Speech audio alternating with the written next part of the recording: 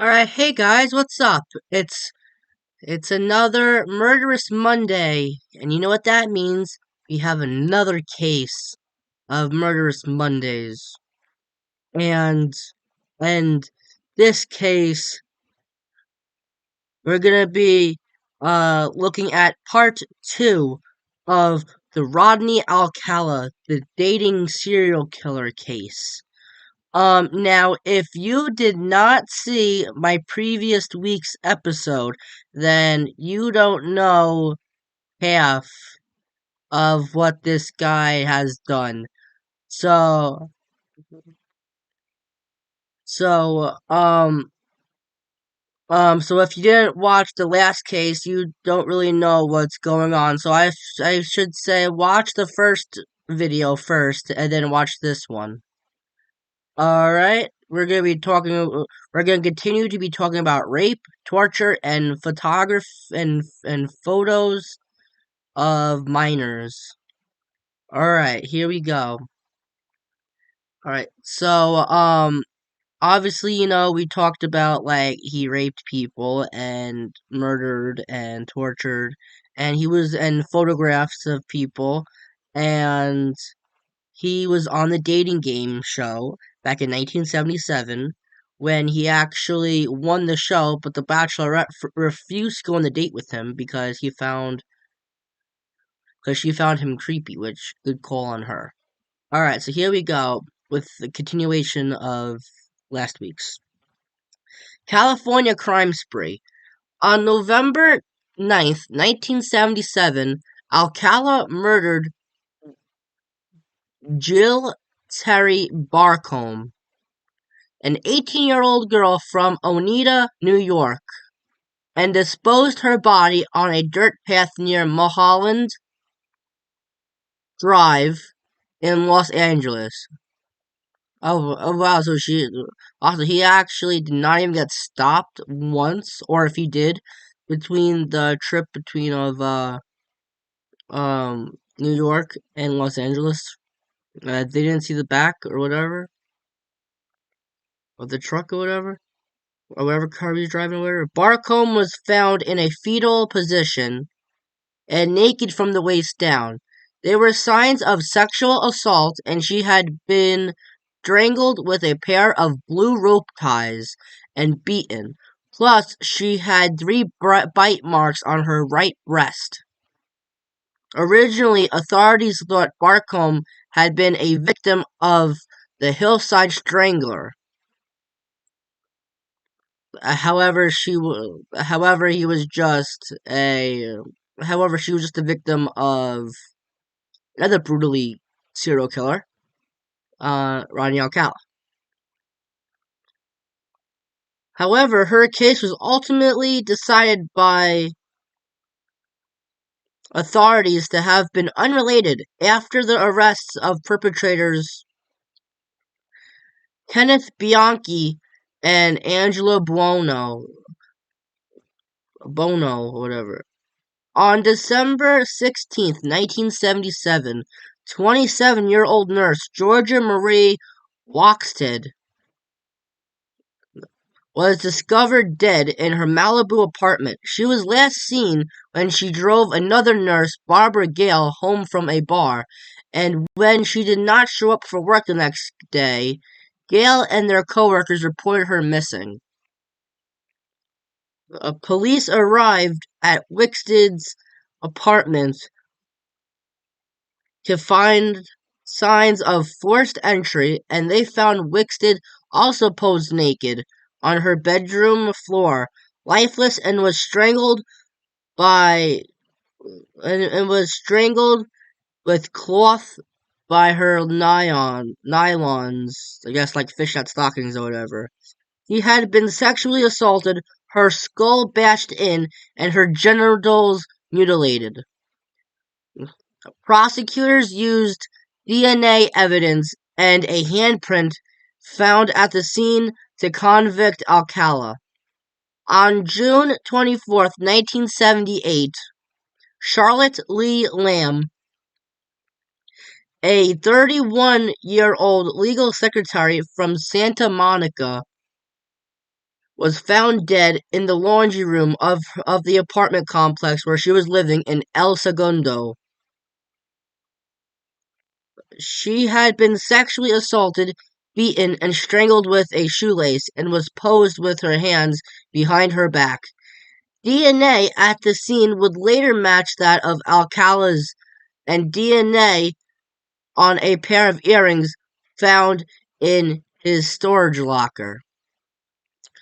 On February 14th, 1979, Alcala picked up a 15-year-old hitchhiker, Monique Hoyt, in Riverside County, and he drove Hoyt to his apartment and raped her. Then they traveled to a secluded mountainous area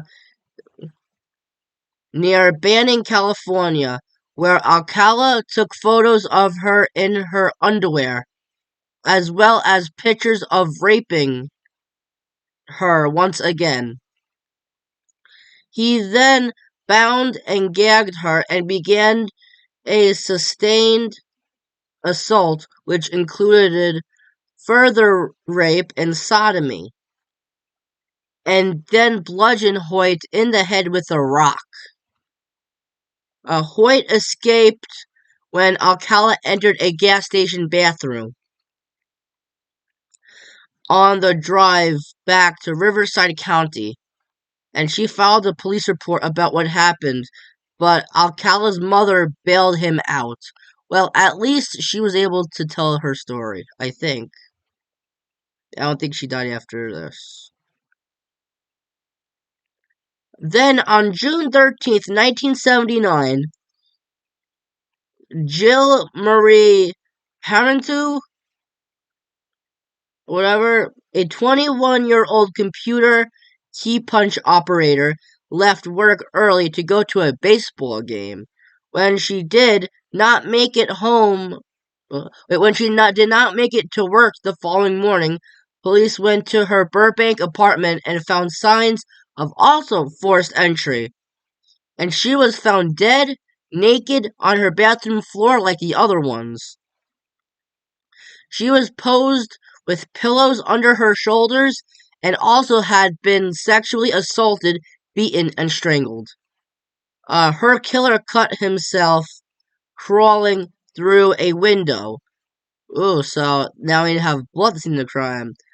Blood evidence will later identify Alcala as the perpetrator.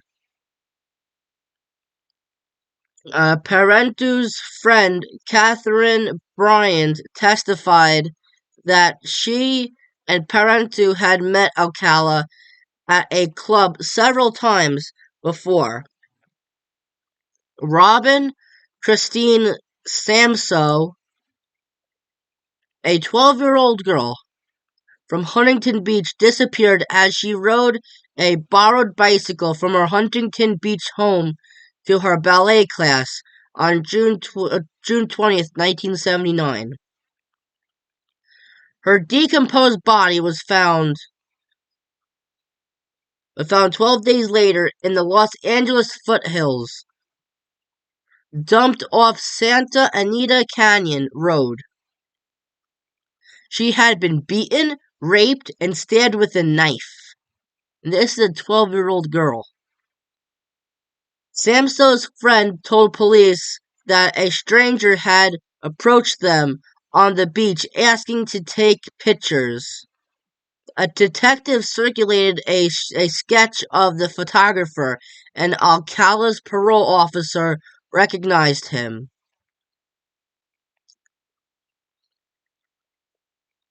During a search of Alcala's mother's house in Monterey Park, police found a rental receipt for a storage locker in Seattle. And in the locker, they found some Samso's earrings. Remember what I said before? Remember that with the earrings back in the storage locker earlier in this video. Excuse me. Arrests, trials, and death. Alcala was arrested in July 1979 and held without bail. He went on trial for Samso's murder and was found guilty in May 1980 and sentenced to death in June.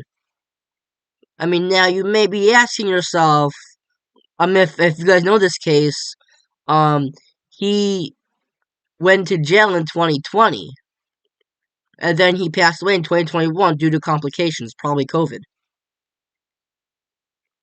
But, however, the verdict was overturned by the California Supreme Court in 1984 because jurors thought the jurors had been improperly informed of his prior sex crimes. In May 1986, after a second trial virtually identical to the first except for the omission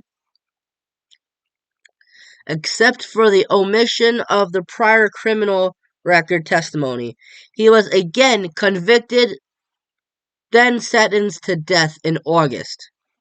In 1992, the California Supreme Court again upheld the verdict, but Alcala filed a federal habeas corpus petition, which I don't really know what that means. And in 2001, a United States District Court judge granted it, overturning Alcala's second conviction.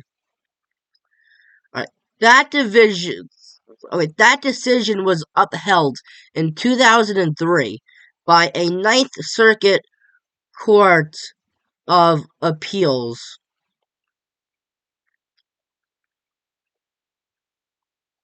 It was upheld in 2003 by a Ninth Circuit Court of Appeals panel, in part because a witness was not allowed to support Alcala's contention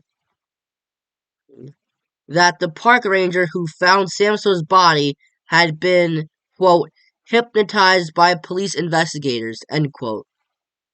While preparing their third prosecution in 2003, Orange County investigators learned that Alcala's DNA sampled under a new state law over his objections matched semen left at the rape murder scenes of two women in Los Angeles.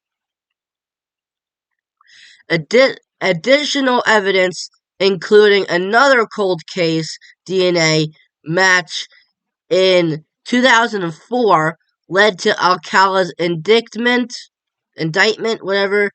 for the murders of 4 additional women.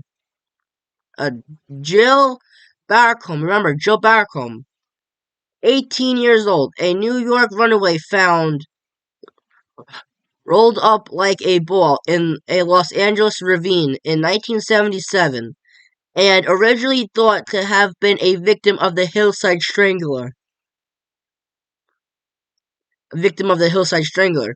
Georgia Wickstead, 27 years old, bludgeoned in her Malibu apartment in 1977. Charlotte Lamb, 31, raped, strangled, and left in the laundry room of El Segundo apartment complex. In 1978, Jill Parenteau, 21, killed in her Burbank apartment in 1979. Now, those 4 women,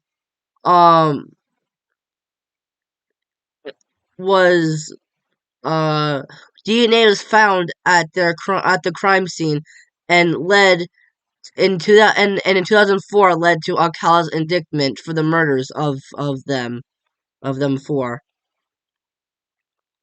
All of the bodies were found posed in carefully chosen positions. Another pair of earrings found in Alcala's Seattle storage locker had residue that matched Lamb's DNA. During his incarceration, between the second and third trials, Alcala wrote and self-published a book called You, the Jury, in which he claimed innocence in the Samso's case and suggested a different suspect. He also filed 2 lawsuits against the California penal system for a slip and fall incident and for refusing to provide him on a low-fat diet in 2003, which I don't know why that would be okay, but okay. Prosecutors entered a motion to join the Samso charges with those of the 4 newly discovered victims. Alcala's attorneys contested it, as one of them explained, "If you're a jury and you hear one murder case, you may be able to have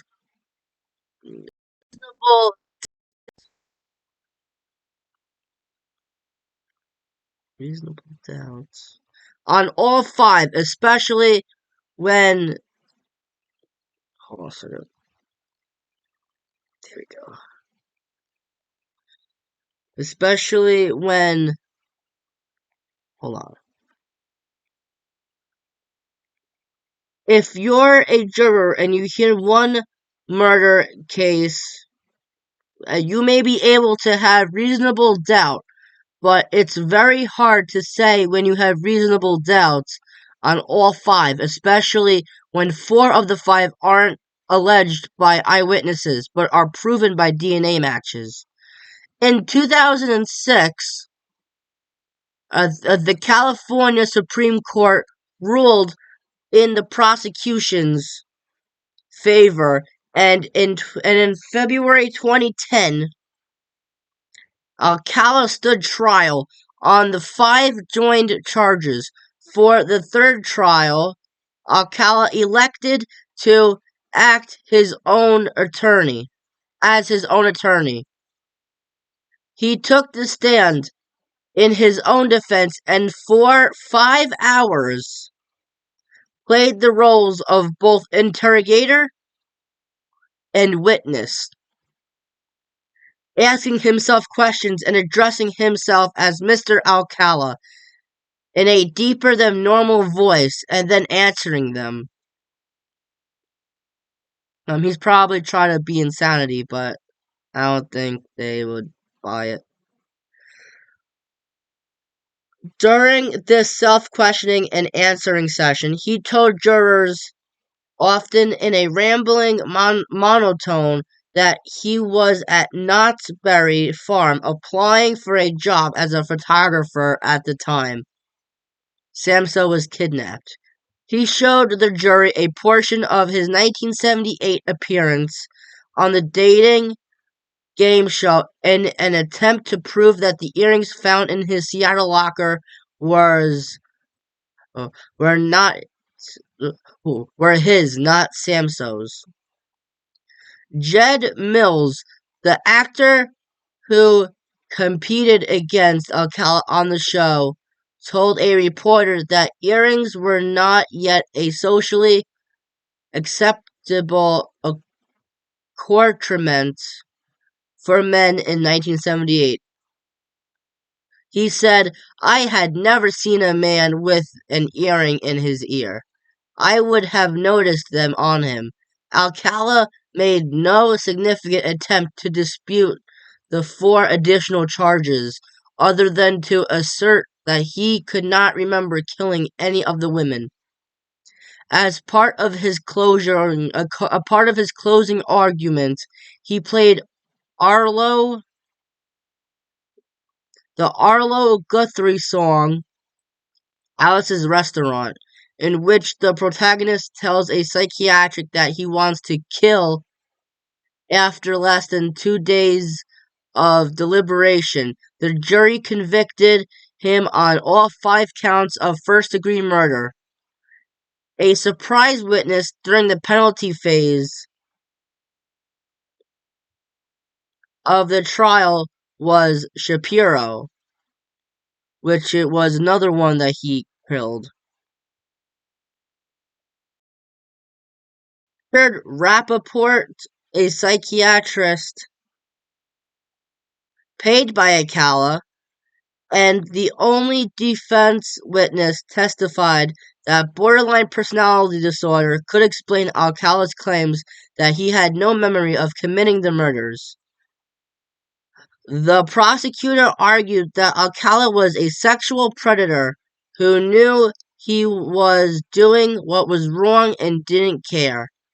In March 2010, Alcala was sentenced to death for a third time, but after his 2010 conviction, New York authorities announced that they would no longer pursue Alcala because of his status as a convict awaiting execution.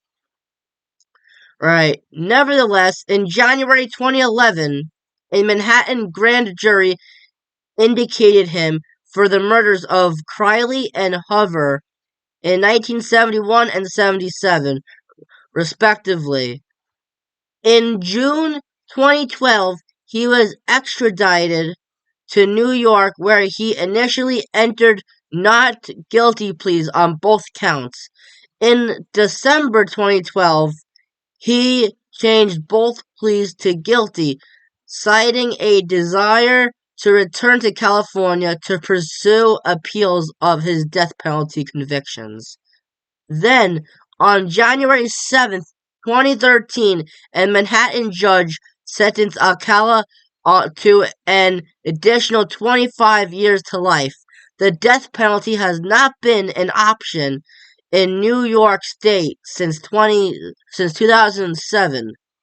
Alcala died of unspecified natural causes in Corcoran, California, on July 24th, 2021, at the age of 77. Now, additional victims and unidentified photographs. In March 2010, the Huntington Beach, California, New York Police Department released 120 of Alcala's photographs and sought the public's help in identifying them, in the hope of determining if any of the women and children he photographed were any additional victims. Approximately 900 additional photos cannot be made public, police said, because they were too sexually explicit. In the first few weeks, police reported that approximately 21 women had come forward to identify themselves, and at least 6 families said they believed that they recognized loved ones who disappeared years ago and were never found. None of the photos were unequivocally, which I don't know what that means, but unequivocally connected to a missing person case or unsolved murder until 2013.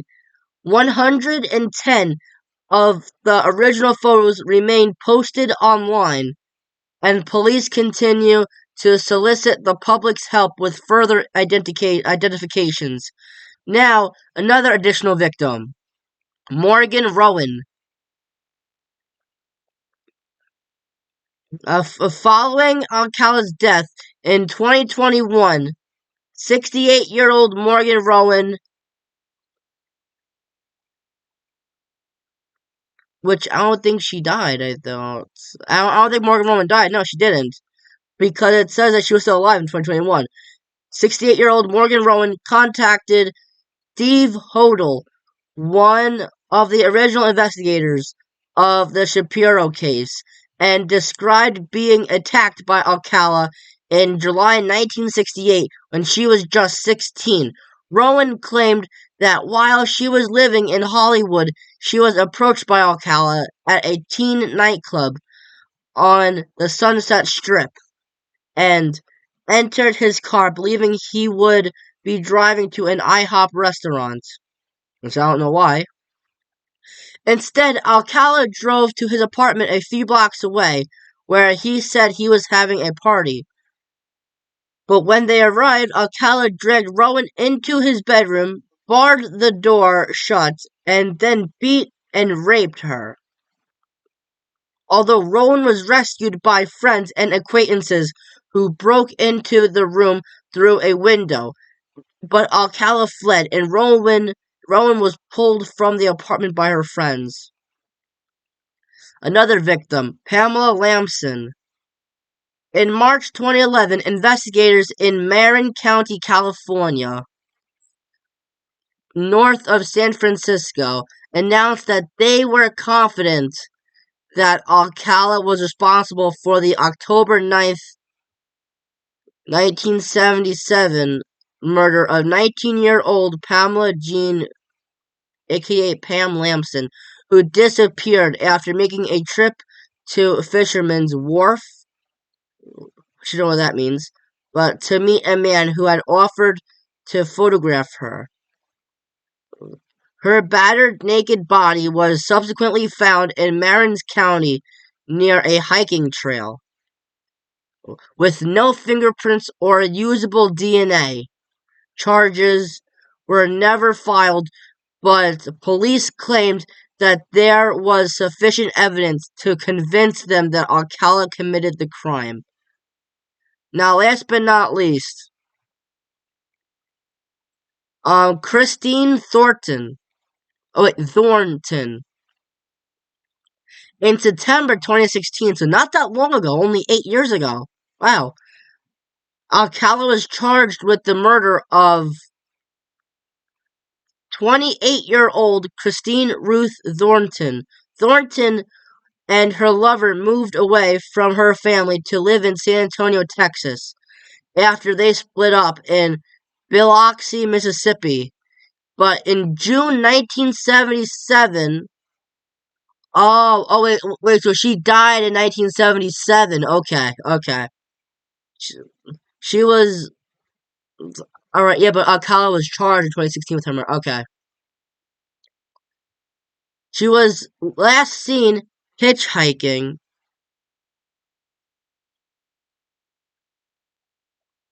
and was never heard again and was never heard from again. In 2013, an image made public by Huntington Beach PD and NYPD, New York Police Department, of a dark-haired woman riding a motorcycle while wearing a yellow shirt was recognized by Thornton's sister. Her body was found in Sweetwater County, Wyoming, along Interstate 80 in 1982, but was not identified until 2015 when DNA supplied by Thornton's relatives matched tissue samples from her remains. Alcala admitted taking the photo but not killing the woman, who was approximately 6 months pregnant at the time of her death. Wow. Thornton is the first alleged murder victim linked to the Alcala photos public made in 2010. The 73-year-old Alcala was reportedly too ill to make the journey from California to Wyoming to stand trial on the new charges. And that's all what happens with the sadistic and cold and calculated serial killer of the dating game serial killer Rodney Alcala. Now I have a hint. Now I have a hint of who I'm going to be doing next. Alright. This is okay. Here's a hint from next week's case. Here's a hint. This was back in the early 1900s. He was an old grandfather. While old, he looked like he could be a grandfather, but instead he murdered victims. He even stated that he had a couple victims in every state, and he even cannibalized some of them. And one of the victims' mother, he wrote to her explaining everything every sickening thing that he done to her daughter. Alright, so that's the hints of the next week's case. Alright, and without further ado, I will see you guys next week on another Murderous Monday. And I'll catch you guys on my next video. Please like, comment, subscribe. Catch you guys on my next video. Peace.